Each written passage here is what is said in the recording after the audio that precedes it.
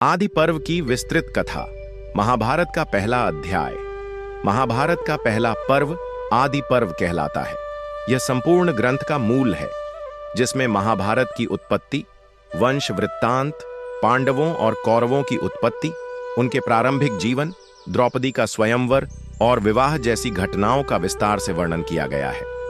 यह पर्व लगभग 19 उपपर्वों उपखंडों में विभाजित है और इसमें 227 अध्याय होते हैं। महर्षि वेदव्यास ने इस महाग्रंथ की रचना की। उन्होंने इसे सबसे पहले भगवान गणेश को श्रुतिलेखक लिपिक बनाकर सुनाया। गणेश जी ने शर्त रखी कि वे लेखन तभी करेंगे जब व्यास जी बिना रुके बोलेंगे। इस पर व्यास जी ने भी शर्त रखी कि गणेश जी अर्थ को समझकर ही लिखेंगे। महाभारत को सबसे पहले लोमहर्षि के पुत्र उग्रश्रव सौती ने नैमिषारण्य में आर्षियों को सुनाया। सौती ने यह कथा वैशंपायन आर्षि से सीखी थी, जिन्होंने यह कथा राजा जनमेजय को सुनाई थी। राजा भरत, जो भगवान ऋषभदेव के पुत्र थे, एक महान और प्रतापी सम्राट हुए। उन्हीं के नाम पर इस भूमि को भारतवर्ष कहा गया। भरत से जो वंश चला, उसमें कई यशस्वी राजा हुए। राजा कुरु भी इसी वंश में हुए, जिनके नाम पर यह वंश कौरव कहलाया। राजा कुरु के वंश में शांतनु का जन्म हुआ और यहीं से महाभारत की मुख्य कथा प्रारंभ होती है। राजा शांतनु को गंगा नदी का रूप धारण करके पृथ्वी पर आई देवी गंगा से प्रेम हुआ। उनसे विवाह कर उन्होंने एक पुत्र देवव्रत को जन्म दिया। बाद में गंगा उन्हें छोड़कर चली गई। शांतनु ने फिर एक मछुआरे की कन्या सत्यवती से विवाह करना चाहा, पर सत्यवती के पिता ने शर्त रखी कि उसके पुत्र ही राजा बनेंगे। यह सुनकर देवव्रत ने राजगद्दी और विवाह का त्याग कर लिया और भीष्म प्रतिज्ञा ली। इसी से वे भीष्म कहलाए।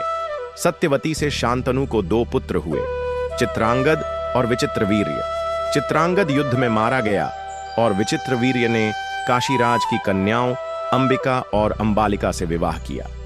विचित्रवीर्य की मृत्यु संतान रहित हुई। सत्यवती ने अपने पूर्व जन्म के पुत्र वेदव्यास को बुलाकर नियोग पद्धति से वंश वृद्धि करवाई। अंबिका से धृतराष्ट्र, अंबालिका से पांडु और एक दासी से विदुर का जन्म हुआ। धृतराष्ट्र जन्म से अंधे थे, इसलिए राजा नहीं बने। पांडु को हस्तिनापुर का राजा बनाया गया। पांडु ने कुंती और माद्री से विवाह किया। कुंती को आर्षि दुर्वासा से वरदान मिला था कि वह किसी भी देवता को बुलाकर पुत्र प्राप्त कर सकती थीं। इस वरदान से उन्होंने यमराज से युधिष्ठिर, वायु से भीम, इंद्र से अर्जुन को जन्म दिया। माद्री ने भी यह मंत्र प्रयोग कर अश्विनी कुमारों से नकुल और सहदेव को प्राप्त किया। धृतराष्ट्र और गांधारी को 100 पुत्र हुए। गांधारी ने 2 वर्षों तक गर्भ धारण किया। फिर एक कठोर मांस का टुकड़ा प्रसव हुआ।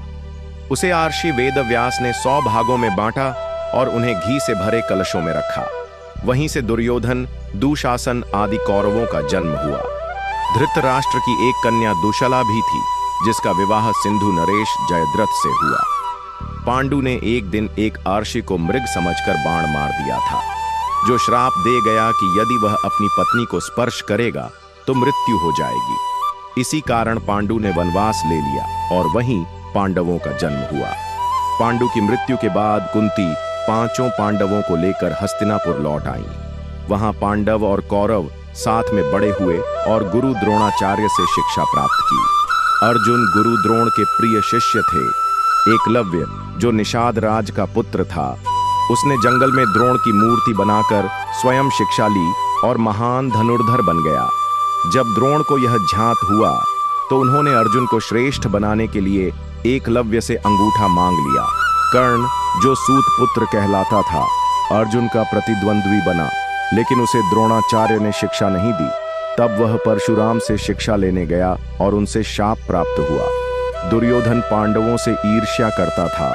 उसने उन्हें वाराणावत भेजकर लाक्षागृह, मोम से बना महल में जलाने की योजना बनाई, लेकिन विदुर की मदद से पांडव बच निकले और अज्ञातवास में चले गए।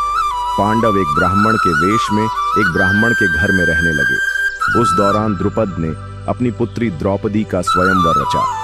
स्वयंवर की शर्त थी, एक घूमते हुए यंत्र में लगी मछली की आंख में नीचे जल में देखकर बाण मारना। अर्जुन ने यह कार्य सफलतापूर्वक किया। द्रौपदी को घर लाकर जब कुंती से कहा गया कि माँ देखो हम क्या लाए हैं, तो बिना देखे उन्होंने कहा, जो लाए हो उसे आपस में बांट लो। इस प्रकार द्रौपदी 5 पांडवों की पत्नी बनी। द्रुपद की सहायता से पांडवों की पहचान उजागर हुई। तब भीष्म, धृतराष्ट्र और विदुर ने हस्तिनापुर में समझौता किया और पांडवों को इंद्रप्रस्थ राज्य सौंपा गया। इस प्रकार आदि पर्व में पांडवों और कौरवों के जन्म से लेकर पांडवों के विवाह तक की घटनाओं का विवरण है। यह महाभारत की नींव रखता है, जो आगे चलकर धर्म और अधर्म के महायुद्ध में परिवर्तित होती है। दोस्तों, अगर आप लोगों को ये वीडियो अच्छा लगे तो चैनल को लाइक, शेयर और सब्सक्राइब कर देना। ऐसे वीडियो मेरे चैनल में आप लोगों को डेली मिलता रहेगा, मोटिवेशनल वीडियो। Thank you.